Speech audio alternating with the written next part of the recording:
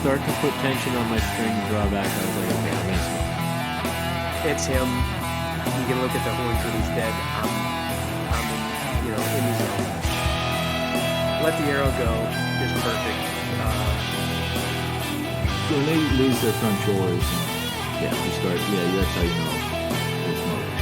Went about 5-10 more yards. We probably went 20 yards to a little tip, then we tried getting back up. I saw him fall up. We rushed 14 years rods that night. We got like 166 and something like that, and then the next day we came up to 163 even.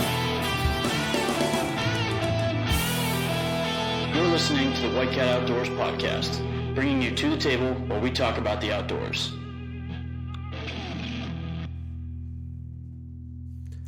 What's going on, everybody? This is, I forgot already, 67, episode 67 of the White Cat Outdoors podcast. Thanks for hanging around for 67 episodes. We appreciate you guys. We're talking turkeys again this week. Hopefully you guys aren't sick of it. Nick is here, so don't be fooled. He's just sitting on the computer. He's not going to be talking tonight. Tom's over here to my left. Glad to be back in the studio. And we have one familiar face and one new face. We have Scotty with Turks-N-Tines. Hey, everyone. And, excuse me, Scotty's buddy, also from Turks-N-Tines, Brad. How are you? Everybody's doing good, doing real good. Like I said, we're going to be talking turkeys tonight. I guess we'll just roll right in. I know you guys said you are going down to West Virginia here pretty soon. And Nick and Tom are both going to Ohio pretty soon. And the past couple of weeks, we've been talking about like different tactics that we use when we're getting into new areas. Like, and I know you guys have hunted down there before, but like, what do you do pre-scouting? You know, because I'm sure every year is a little bit different when you go down. What do you do beforehand? Because you obviously can't go walk around every day and figure out what you want to do on the first day. So how do you prepare yourself as much as possible right away? So as soon as you're in the woods, you're hunting. That's a good question. The biggest thing that we do is you got to hit the treadmill because it is the hills are extreme there, and if you want to have a successful hunt, you need to be in shape. We ran into that too. We hunted down in Maryland, right by Cumberland, and we thought the same thing. We were like, "Holy shit!" Like these hills kind of suck. Like we were not expecting. No, it can make a break. You know, usually we're just hunting like a Monday, Tuesday, Wednesday, sometimes on a Thursday. Yeah. And that's it. So you got to make the best of it, and you got to be in shape. But you know, you're still hunting Easterns. The tactics are very similar, and like I always say, it's the terrain's the biggest thing, but. You know, where the birds were last year, that's where they're going to be this year, and that's where they're going to be the year after that. The only thing that's really going to change it, like if you decimate the property, you know, you do it like an overlogging, you over timber it and mess it up. That'll delay them for a little bit, but that's about it, you know. And where we've hunted them for the past 20 years, they're right there. So we don't do really a lot of scouting. Don't really need to. You know, even areas that we haven't been into in 5-8 years, I'm sure we could walk in there at any time and get into the birds. Yeah, be right in it. You got so, it. Yeah. One question I do really want to hit on, because we've talked about this for several years since we left Maryland. We really struggled to move birds like across ridges and stuff. Like, there's a lot of like really deep guts between close ridges. Like, it's only 100 yards. Straight line, but you got to go through a big dip to get across there, and we really struggled to call birds across. Do you guys have any like tips on moving birds across terrain like that? Well, first and foremost, when we go to West Virginia, we try to start at the high point. And I learned real quick out in South Dakota the same thing. The birds will be high, so you want to start high if you want to have a shot right off the bat. If not, they're gonna head downhill. Not so much in West Virginia. They do like to side hill, but every we talked about this before the show started. Every bird has its own personality, and so you'll get some that will have no problem flying from one ridge to the other, coming all the way across. We worked a bird last year in West Virginia that he was completely dead across the hill from us. and he came all the way to the bottom. And he came within about 60 yards of us. He wanted nothing more to do with it. He just kept working back and forth, and we tracked him out probably another mile, and just couldn't cut him off. So it's really their personalities. You'll know pretty quickly whether or not they're going to come, or you got to put a move. Yeah. So basically, you're more worried about your setup than anything, and your initial communication, figuring out how that bird is acting.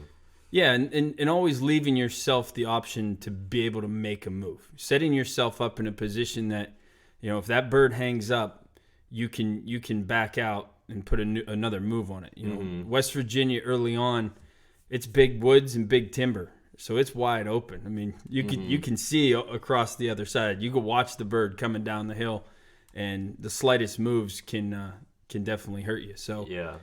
Really just making sure that when you set up, you have an exit strategy as well if you have to.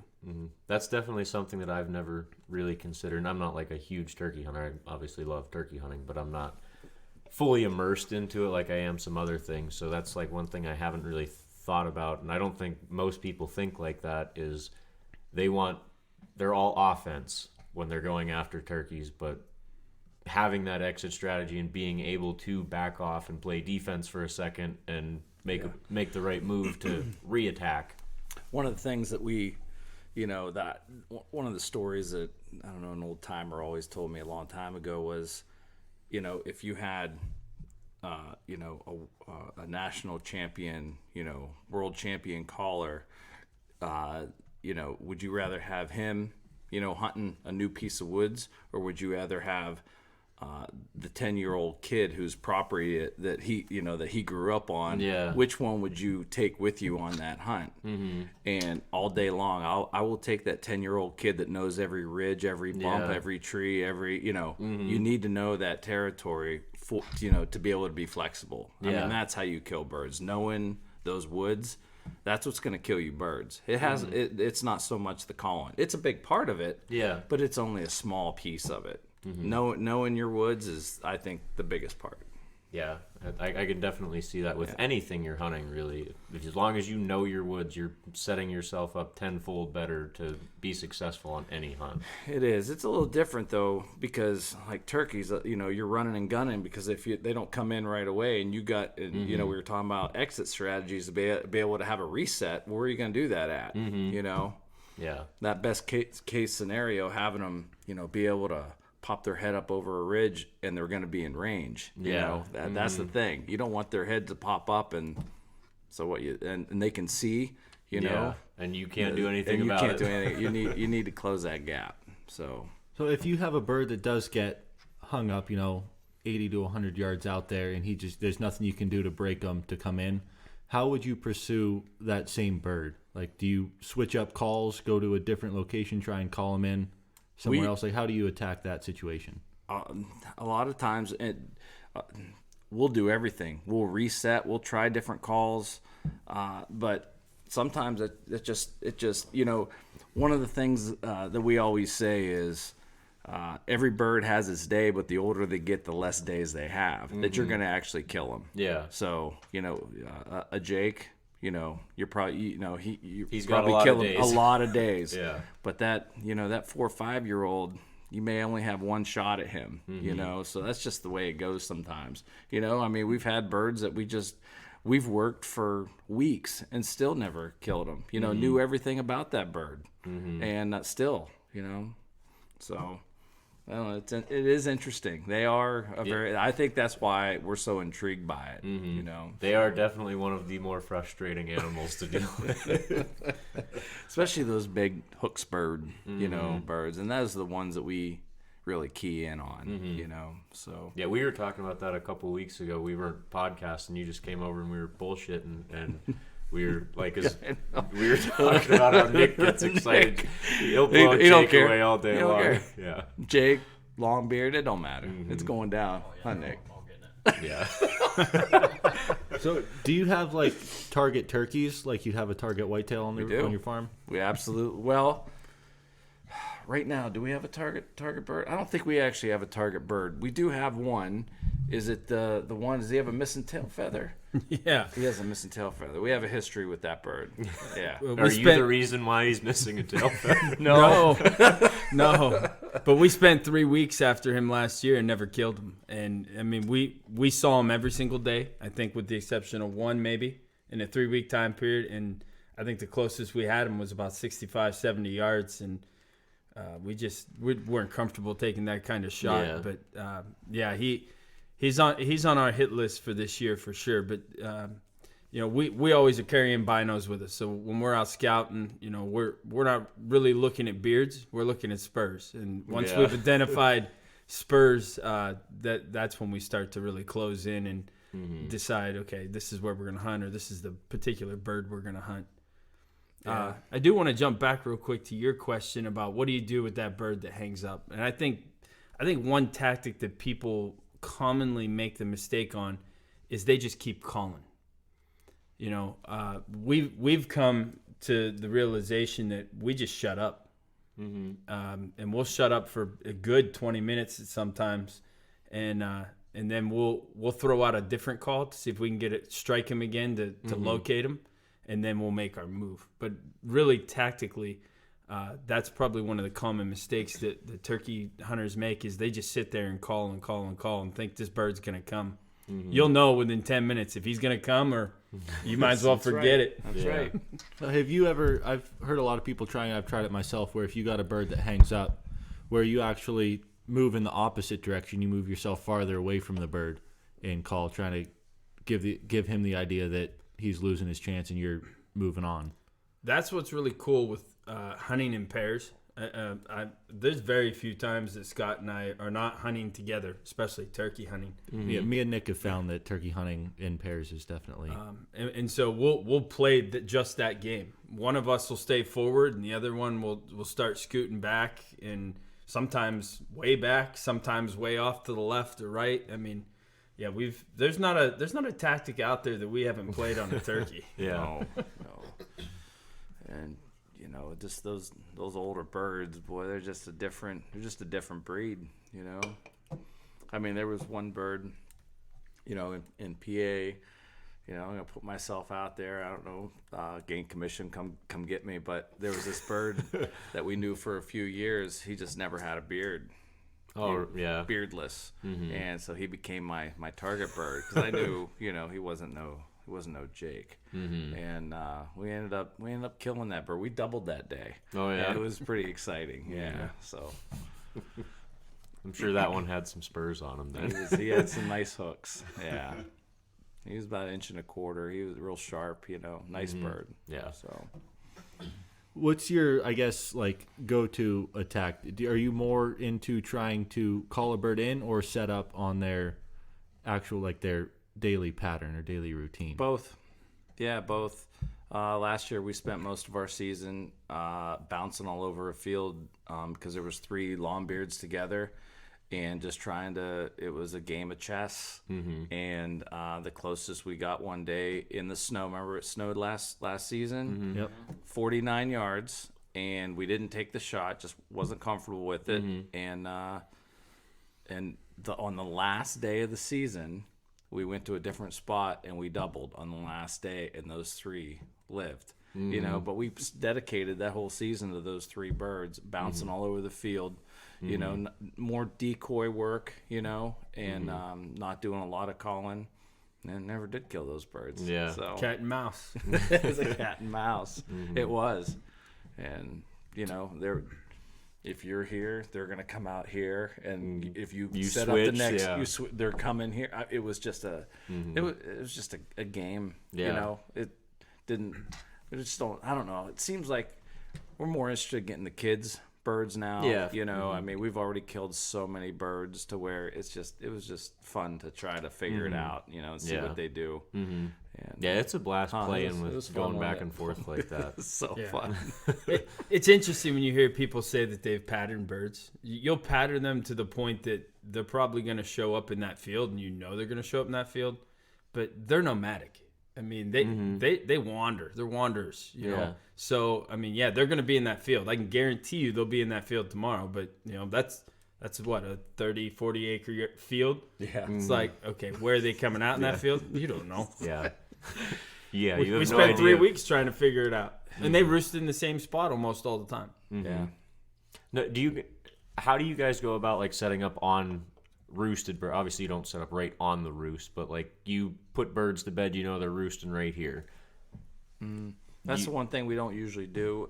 We have, you know, certainly roosted them at night, but a lot of times we'll just, you know, we'll get in the field early in the morning, and as soon as that first gobble goes, you know. But the thing with those birds last year, they would gobble, so we would anticipate. All right, so when they were roosted in this spot, they came out underneath this tree, so we'd set up underneath this tree. But then they would loop all the way around for whatever reason. We didn't touch a call, and they'd show up. You know, what 150 yards down the field. I mean, so you just never. They're unpredictable. That was. I mean, it was just. No rhyme or reason, you know. It's really hard and difficult, you know, when you put a bird to bed. And, I mean, we've done it. We've done it to the point that we know the tree that he's in. But that's a game of chance, you know. You have to get in absolute pitch dark. You have to get as close as you can. And you're taking that chance of bumping that bird. You bump that bird, you're done. you're done.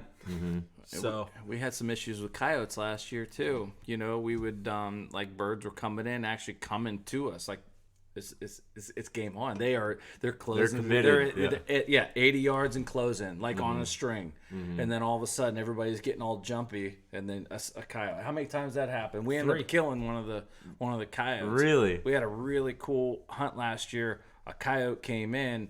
Well, first we seen this hen take off, and when she took off, she had a dust trail behind her I'd never seen before. Like she was covered in dust, and she landed. We could see her. She roosted in a tree, and this coyote came out and was hunting. And but yeah, I mean, just that's crazy. You had that happen 3 times. It'll shut them up, and you might as well just pack it up and go. You know, because we're usually hunting before work. You know, so we can't dedicate. You know, we're getting in, getting out. That's the tough thing too.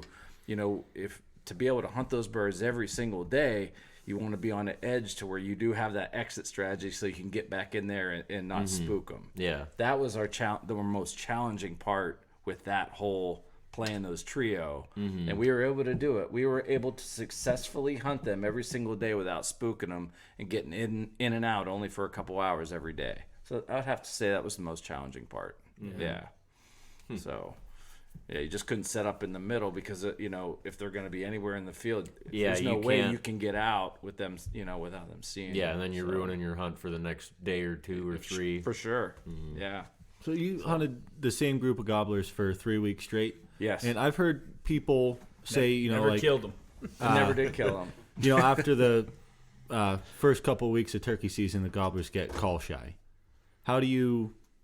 Well, it depends on how much how much pressure. Yeah. Pressure. I think that's more dictated by pressure and breeding cycles. You know. Although our trio, they had hens pretty much every day, and they were hammering every morning, huh? Only weather would dictate it. You know, if it was cold, nasty, rainy, they would definitely be quiet, but they would come out. Yeah.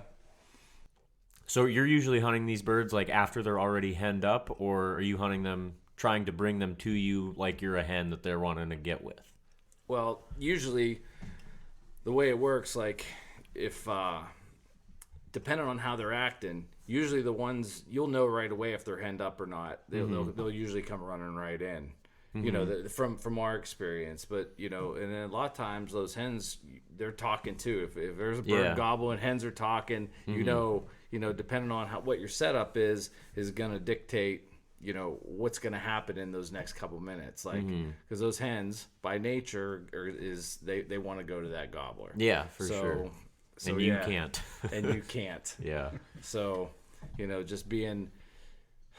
The one thing about, you know, hunting those henned up birds is, and this is even coming from the big boys talking, you know, you want to be where they want to be. You need to be where they want to be. Yeah. You know, and this is it's such a touchy subject, and I don't know why, because like we're archery hunters too. You know, all of us here are. Yeah. And so my question is, I don't know why people get so worked up about that type of style of, you know, intercepting birds, or you know, like doing it like that. You know, well, we hunt in tree stands. That's what we're doing, aren't we? You know, Yeah, you're doing the same thing. we're doing the basically. same thing. So why does it matter how you're killing? Just so you're not shooting them off the roost. I think Yeah. it's all. As long as you're doing it lawfully, and That's yeah. it. So yeah, I mean, no, man, I think I have no problem with the ambush style turkey hunting. You know, if you're gonna try to get in their way and Yeah. you're gonna be there when they walk by and you're gonna kill them, I don't know. I think that's cool. But when you are going after birds that are already henned up and you're catching them coming out into the field, do you think it's beneficial to use decoys when you're doing that, or do you try to just specifically use your call? Or I'm sure it depends on the situation, probably. I tell you what, it's once they're already henned up, sometimes there's nothing you can do except be In the right place. Yeah. in the right place. They're just gonna come walking by. You know, isn't that right? Yeah, I mean, that's another common mistake that the guys make turkey hunting is, you know, that bird's henned up. He's not coming. He's out there at 50 yards, and they figure rather than letting him walk away for another day to be able to come back and hunt that bird, they take a long shot at him and wound him or miss him, and they've just ruined that spot for a little while. You know, they in their mind they're not thinking, if I just let this bird walk away Tomorrow, I got another day. Instead, they go and they shoot not once but twice, 3 times, and they just screw the spot up. Yeah. So yeah, I was kind of basing that question more towards like decoy use. Do you use how often do you use decoys, and like in what situations will you use them more so than others? We use decoys like absolutely, like when we have our kids, we're decoy hunting. We're blind hunting, decoy hunting. I mean, they're about 11 and 12. It's tough to do it any other way with kids, you know. So right now it's decoy hunting, and you know, a lot of times if we're hunting big open fields, open timber, like we've seen these birds in the fields, and even if they're with hens, we've pulled longbeards. We up in New York State. We doubled a couple years ago. They were with a huge group of hens, and because of our decoys set up, and we have a particular gobbler that we have hanging on a shepherd's hook, so He spins. and when that thing, the little wind kicked up, it started spinning. You could watch those gobblers. They turn. How far did they come? They were so far, 300, 400 yards out. Really? all the way across that field, and we smoked them. Plowed up. You Just know, because so, that yeah. thing turned. Just they were because like, that thing- not gonna happen today. It's go time. Yeah. But they spent a lot of time over there, but for whatever reason, they just were coming now. So, but we had our you know, we use the Avion decoy. I mean, they look sweet out there. So, yeah. What sort of decoy setup do you normally use? Because me and Nick have talked about this quite a bit. We were talking about it just a couple minutes ago. How do you change your decoy setup depending on your situation? Do you use like hens exclusively here, jakes, gobblers?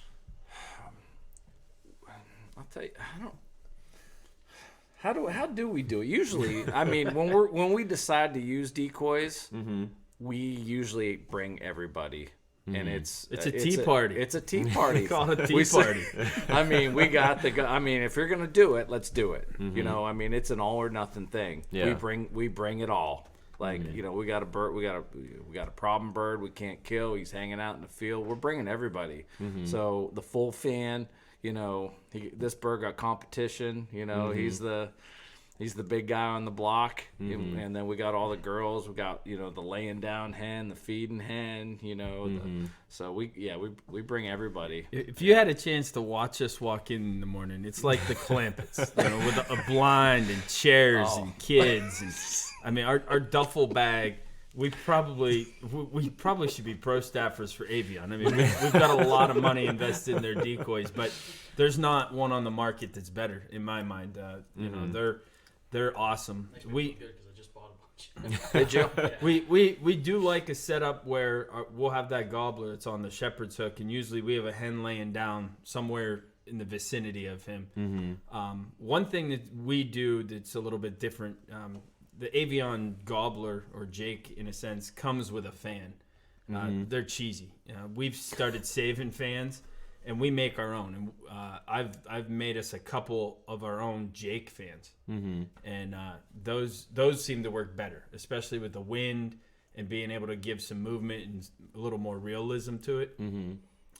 But yeah, the big thing with decoys for us, which is really good for kids, is decoys take the turkey away from anything else that's going on. Yeah. They're focused Pulls on the their decoys. attention.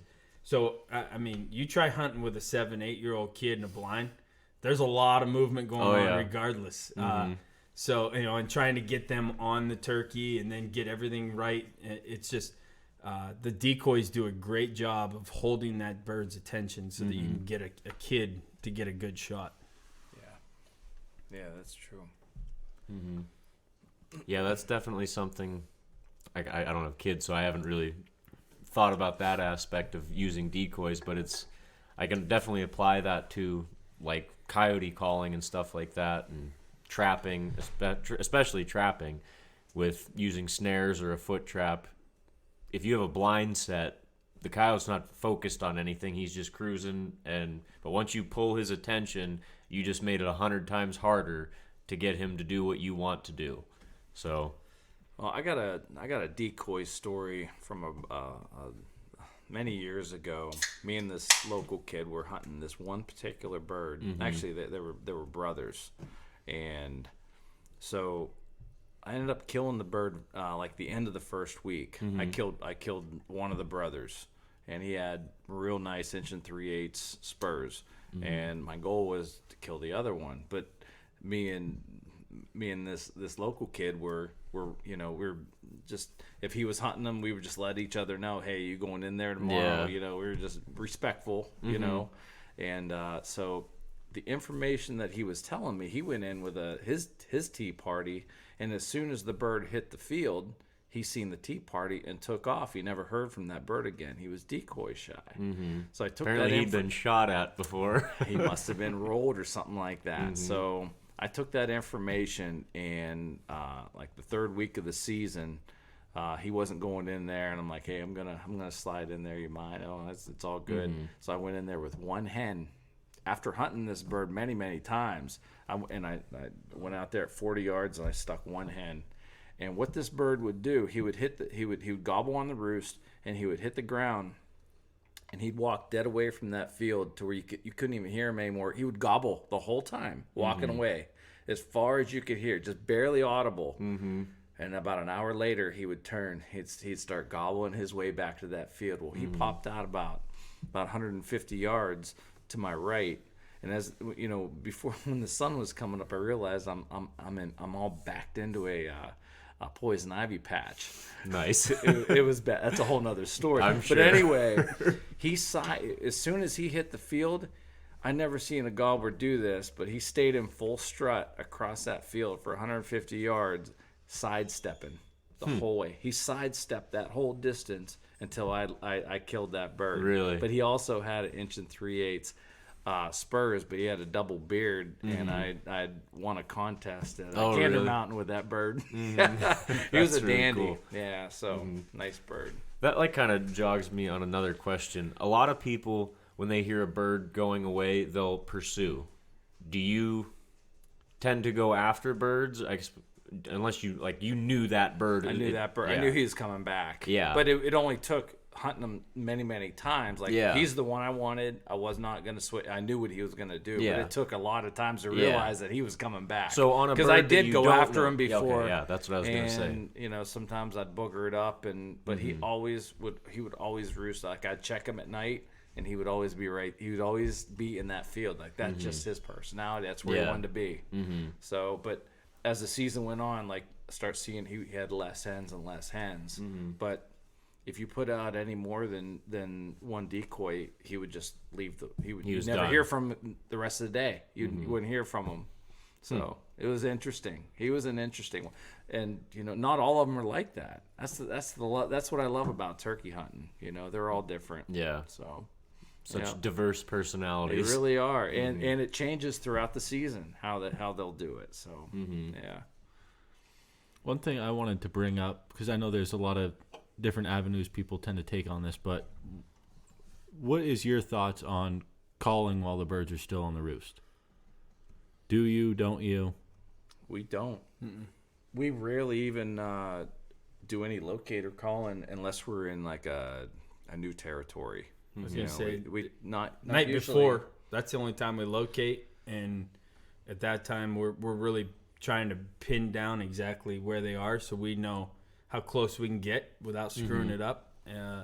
But yeah, I don't think we touch a call until we know they're on the ground. See, that's what I've been doing the past few years, because when I first started getting into turkey hunting, it's always super easy and super cool to call to them when they're on the roost, and they all hammer back.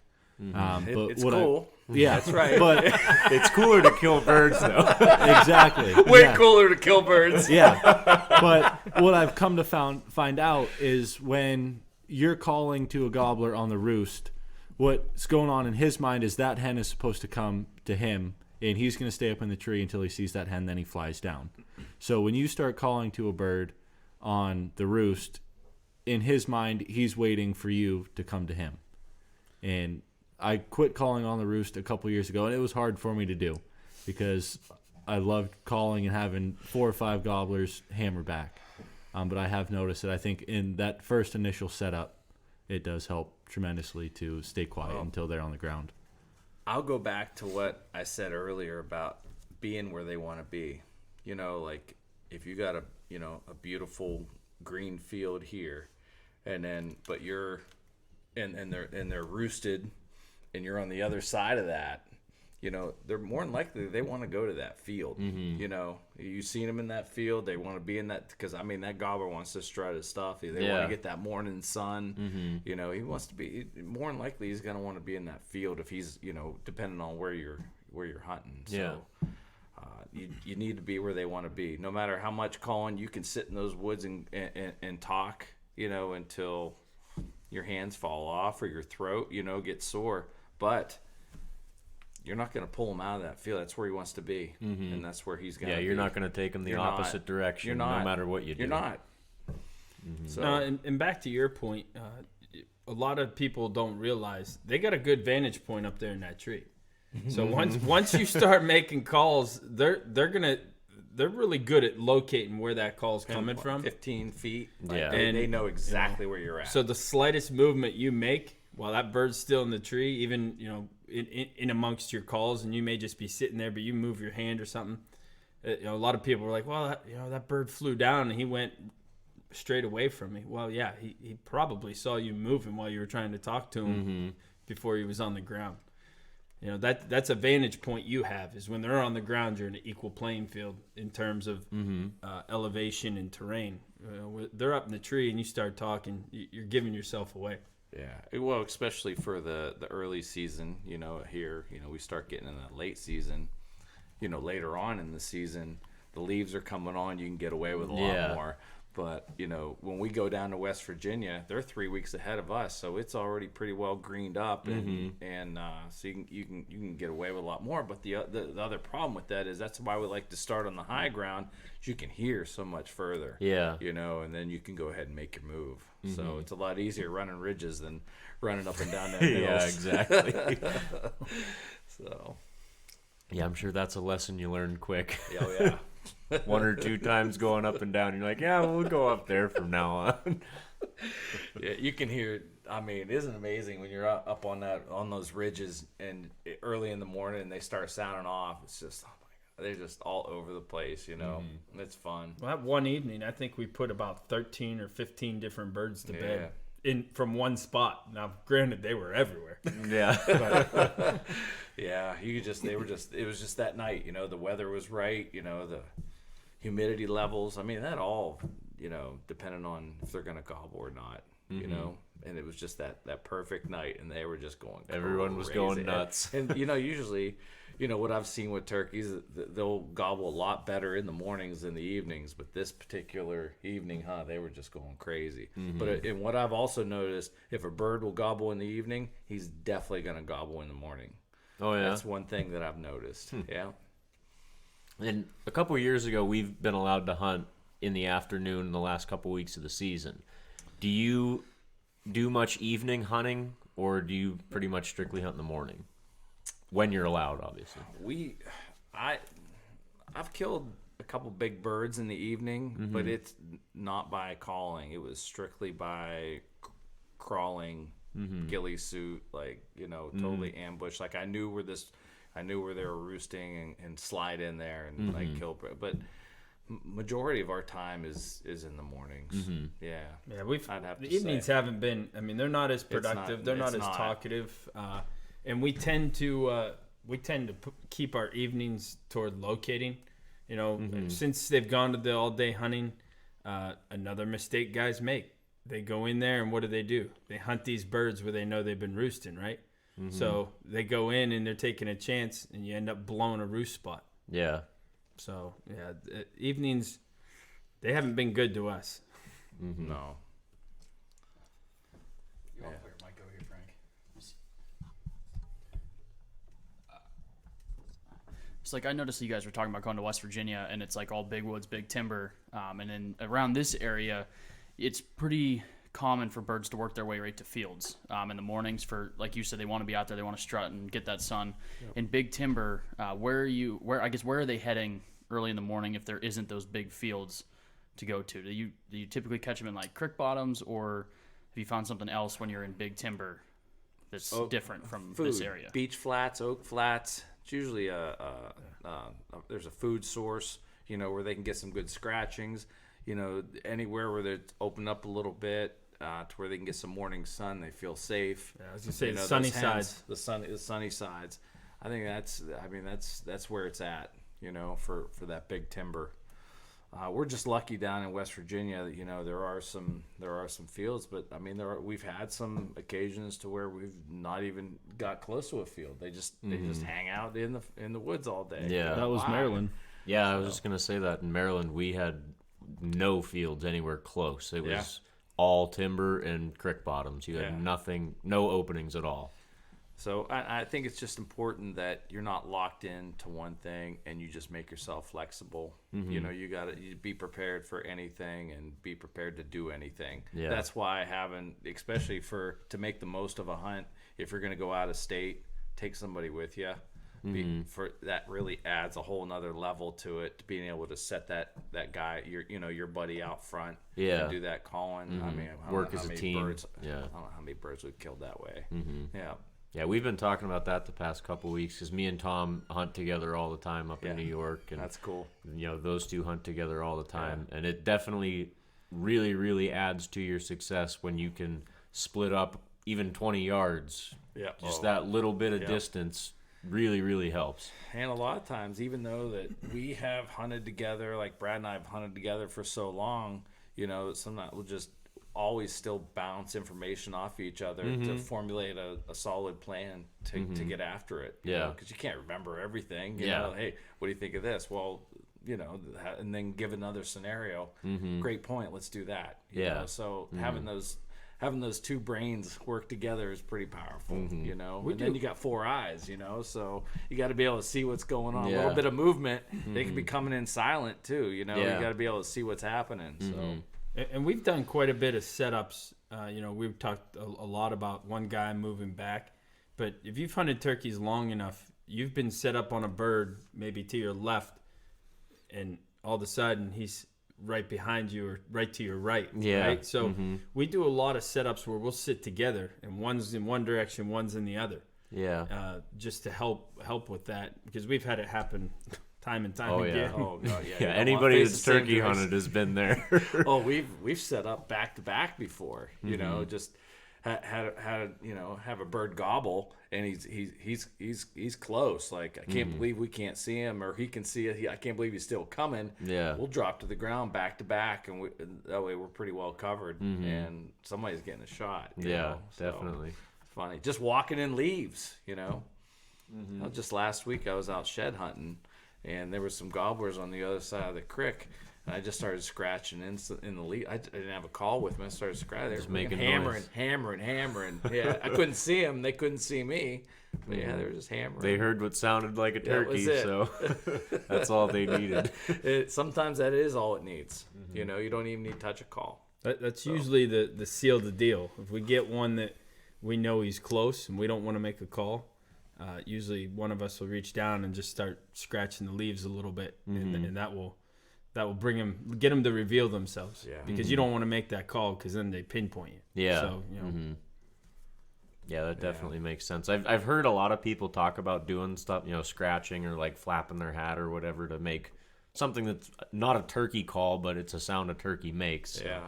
I've never really tried it, but obviously you guys have had success Certainly with it. done the hat thing, but one thing I'm going to implement this year, because a guy that I follow on YouTube, I really respect. He does a lot of. His name's Dave Owens from the Pinhoti Project. Sometimes they'll go ahead and bring out an actual wing feather, and they'll just brush it across their hand, like in the morning, like it's stretching out, and you can hear that sound. So I have a wing dried out that I'm gonna take with me. Give it a shot. It's gonna be in the repertoire for this. I've never year. seen anyone do that. That's crazy. Yeah, and it works out real good too. You just beat it on your leg, and it sounds better than a hat. Oh yeah, So I'm sure it it's does. more realistic. So we we're usually gonna start do- off every season with a pretty full vest, and by the end of the season. by the end of the season, I don't know that we even have Yeah. anything other than a gun and one call. Yeah. Get tired Slate of call, carrying one shit. mouth call, yeah, and maybe like 2 shells. Yeah, that's all you need. Yeah. That's funny. So before we wrap things up, I know you were talking. You had a story of all stories before we started here. I'll tell you, this story here, I mean, it definitely it doesn't end. This is before Brad started going down to West Virginia, but our buddy down there who he wanted to go hunting with me one morning. So Is he a hunter? Or is he? he's a hunter, Okay. but not like we're hunters. They do it a little bit differently down in West Virginia. It's more food related. Yeah. Like they're not going to get to. We're not going to spend the money on decoys. Hell No.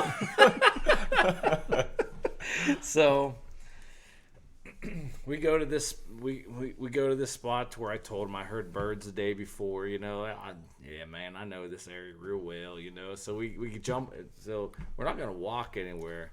We're gonna jump on a 4-wheeler. So I'm just in it to enjoy the time with him. I'm not Figuring you're not gonna kill anything. probably not gonna kill anything, Yeah. right? And so we start off on this one point, and it's like I said, it's really hilly there and steep. It's real steep, and we hear these 2 birds on the roost, and they're all the way down. Like, to get to them would take an hour. I've been down in the bottom, back up the other side, and the field where I think they're gonna go. I said, Richie, I think we need to be on the other side. Well, hey, we'll be there in 5 minutes. We jump on that wheeler. and Be there in no time. Away we go. Like, I'm hanging on for dear life. Like, white knuckling it. Yeah. Like, it's freaking crazy. So we get over there, and we park the wheeler up high. We run down the fence line. I touch a call, and those 2 are still in the woods. And when they gobbled, we had enough time to jump over the fence, and because it was a big pasture field, and set up on a tree. And there was 2 longbeards there, and they're just down on the next bench. So we started working them. They started working their way up, and he doesn't pattern like we do. Like, if he can, maybe put a couple pellets, in a pie plate at 60 yards. That's great for him, So So when these two birds, they come up 20, when they pop their heads up, they're at 25 yards. They're full fans. Like I get, and that's all there is. There's two long beards. That's it. Mm-hmm. So they come up. So I'm on my bird. He's on. I said, you got the one on the right because he's on my right. I said, I got the one on the left. But I didn't want to touch a trigger until I knew his bird was down because I was nervous about his weapon. Mm-hmm. I wanted to make sure we at least got one. Yeah. So I said, all right. I said, you ready? Yeah, I'm ready. So I said, go ahead, shoot, and I didn't touch a trigger at that time, even though I was on my bird. He shoots, and both birds erupt out of the air. And so he's shooting, I'm shooting, and I'm shooting at the bird, the one on the right now, because I figured it's wounded. Yeah. I figured he had to have hit it, right? Mm-hmm. So I didn't even worry about the bird. I didn't want to have two birds wounded. Yeah. So anyway, after all the dust set, this bird just dives down off the edge, and both of them, we can't see him. Gone. So he's like, man, I don't know what happened. And I'm a little upset. I'm a little upset, and he sensed it, and he said, man, I freaking hate this gun. He takes it, he flips it up in the air, grabs it by the barrel. Now, hold on. Before you tell the rest of the story, I got to put Richie in context here. Richie is about 6'6", 6'7", probably 285 solid pounds with a size 18 shoe. This is not a little man that we're talking about. Dude's a monster. All right, now. So he grabs his shotgun, which is empty, Mm-hmm. and he takes 2 steps and launches this thing. He launches this gun, and it is end for end, and it sounds like it's a Mossberg. I'm gonna go ahead and name drop this gun because it's pretty incredible. I'm not a Mossberg fan, but he launched it, and it sounds like a windmill. It actually leaves the canopy of the trees, and it's headed for that deep ravine. I lost sight of it, but I heard it just seconds later bouncing. It's nothing but rocks up in there. Mm-hmm. It's ting, ting, boom, ting, ting. You hear this thing rolling down the hill. I'm like, that thing got to be in pieces, right? Yeah. So he's walking away, and he's scuffing his feet. He's upset. He's mumbling something. I'm like, whoa, whatever. So because we've been looking for this bird, can't find it. Mm-hmm. So I went back to where we were because I had my call sitting there, and I look, and the last thing I seen was this big cherry tree. Mm-hmm. And I'm like, oh, you know what? Maybe I wasn't down far enough. So I went down. I hooked it right on a deer trail, and I was headed towards that cherry tree. And I'll be damned for one of those birds piled up right there. Oh yeah. So I grabbed it. It was stone dead. Mm-hmm. And I put it behind my back, and I walk up to him. I said, man, I found a feather over there. He goes, you did? I said, yeah, about 5,000. 5,000 of them.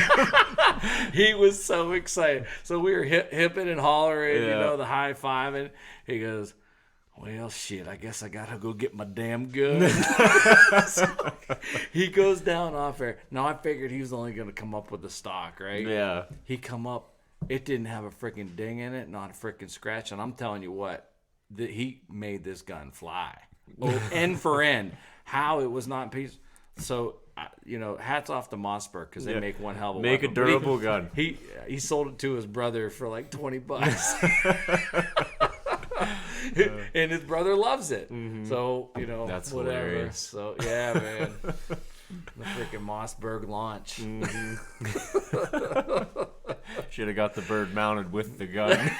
Retire it right there. Right there. That's it. That's hilarious. But, yeah, you just never know what that guy's going to do, Mm-hmm. Definitely makes for a fun hunt, though. You Oh, always it know was you're exciting. going to have fun. Yeah, I'm glad it turned out the way it did because he'd probably still be miserable about it. Yeah. But he doesn't have any good things to say about Mossberg. I don't have anything bad to say, but we do put in the time for patterning, and we only shoot like TSS.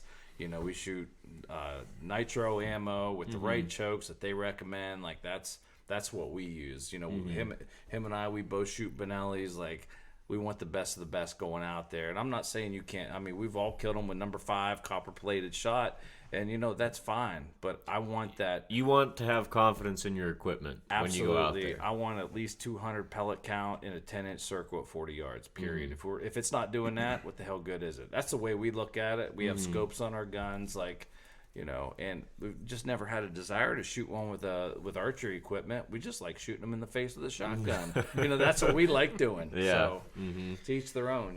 Yeah, exactly. So, And Scott brings up a really good point. We talk about a lot of misconceptions of guys, and there's so many guys out there that go in the gun cabinet, grab the gun, ruffle through the bottom of the gun cabinet, find 3 shells, probably all not the same, and they head out turkey hunting, and then they can't understand why I missed this bird at 30, 35 yards. Yeah.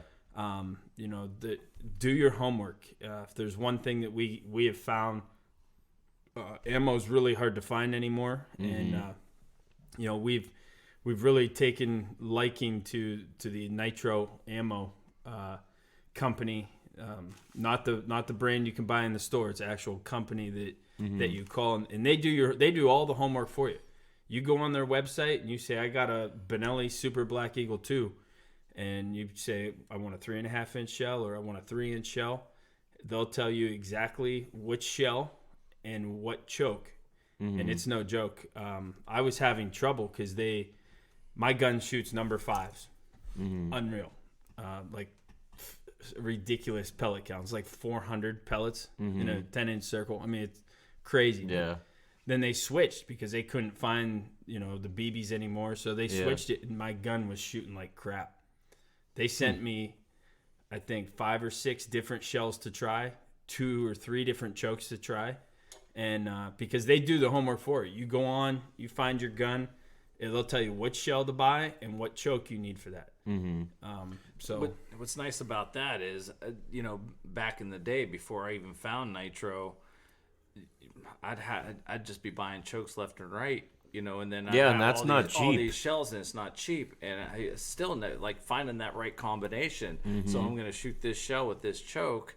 And it doesn't. Well, then I got to go to the next shell. So that means I shoot all my shells at different ranges, different distances. Yeah. It was just getting way too expensive. I had all these chokes that I can't return because I already shot them. Yeah. And you don't ever plan to use them. So Nitro, I mean, it saved us a ton of money. Yeah, you're gonna spend more for it, but you know what? When I buy them, I know what it can do. Yeah. We just confirm it every year, and we hit it, and that just knowing your equipment. Yeah, exactly. And I think most people are like what you said. The first 3 shells they find, they throw in their gun, and that they're going turkey hunting. Yeah, and we've had our own friends that we've done it with, and I challenge anybody to go out and do it. Shoot your gun at 20, shoot your gun at 30, shoot your gun at 40 with the same shell, and you will be amazed at how much that opens up. And you could take our guns. I mean, I hate to shoot a turkey at 20 yards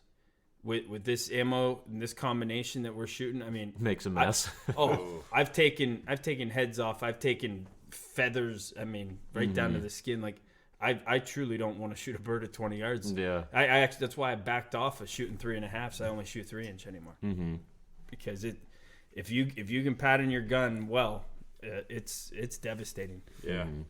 And I think they just deserve that respect if you're gonna. Yeah, for sure. Just like I said before, if you're gonna do it, freaking do it right. Yeah. And, yeah, you don't want to go out there wounding them, just winging lead around. And it sucks when you wound anything. Oh yeah. So that's why we just got to spend a little bit of money and a little bit of time, and then it's not like we're banging 40 birds a year, so how many shells, that's how we were able to justify it, you know? So we double in West Virginia, New York, so the most we're going to kill is 6, but when we pull the trigger, we got a dead bird at the end of that, so yeah, it's going to go exactly how you want it. Exactly. That finish the game. You got this far, you put in all the work and the time, you got up early, let's finish this. So that's the way we look at it. Yeah, definitely.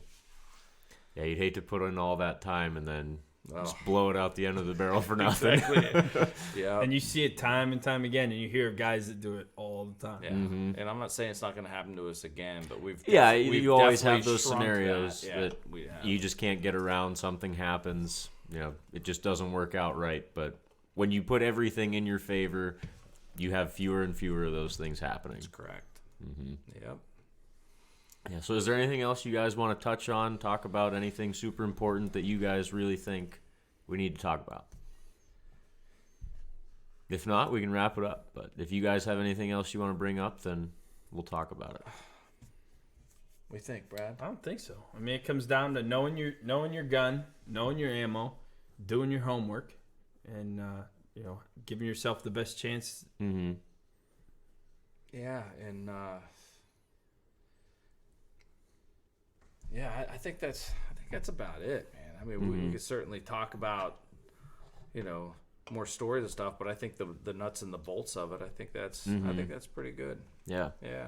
Yeah, we definitely appreciate you guys coming on, taking your time Thanks to for having us. talk with us. Love Thanks it. for having us. Yeah, it's a great topic. Mm-hmm. So. Yeah, like I said, we've been talking for 3-4 weeks now about turkeys every single week. So. It's so much fun. Well, we'll sit on here and talk turkeys all day long, but when I walk out this door and somebody asks me about turkey hunting, I tell them it sucks. You don't want to you never want to do that. No, you don't want to do it. Yeah. Zero fun. Yeah. So how consistent is this podcast compared to the ones that you've had the past few weeks? Is everybody, have you seen a lot of variety in what everybody's talking about? Like for most podcasts, like in our sort of genre, don't follow like the seasons like we do. Turkeys each week. Yeah. Oh yeah. Yeah, just talking about turkeys. Tactic wise. Oh, like okay. that. Yeah. Okay, I thought you meant like in general. No. But yeah, like we've talked about a lot of similar things, just like stuff that we've tried and things that we've racked our brains about, gone through. I see. And You guys just break it down. yeah, it's always good to have another person's perspective, even if you guys are talking about the exact same thing that we talked about a week or two ago. Yeah. You're gonna say something totally different. You might have the same exact process, but you'll say it differently and talk about it more in depth, or say something a little bit different that will jog somebody and be like, that makes a lot of sense right there. Like, Yeah. I could say something and you could say something trying to get the same point across, and it'll sound totally different. So Yeah. we always enjoy having, even if it's the same exact topic, it's a lot of fun to talk to different people and get someone else's perspective on how they do things. Yeah, because because we're talking about private land birds right now. Yeah. Public would be Totally different. Totally different. You'd have to, your tactics would be totally different. Yeah, and I'm sure we're going to talk about that in a week or two. A lot less calling, and a lot more scouting. Yeah. That's how it was. More guys, more pressure. A lot more. Yeah, a lot of that. Yeah. So. A lot of stuff to pay attention to. Yeah. So. Yeah, well, I guess if that's all we have to talk about, I'll throw the mic to Nick. So, you want me to say it? All right, well, thanks for tuning in to episode 67, guys. We really appreciate it, and we're definitely not done talking turkeys. I'm sure we still got probably another month of turkey talk. So, thanks a lot to you guys for coming on. You guys were great. Thanks for having us. Fun. I'm sure we'll have you back again at least to All talk. right. So, in the meantime, make sure you guys are getting outside. All right.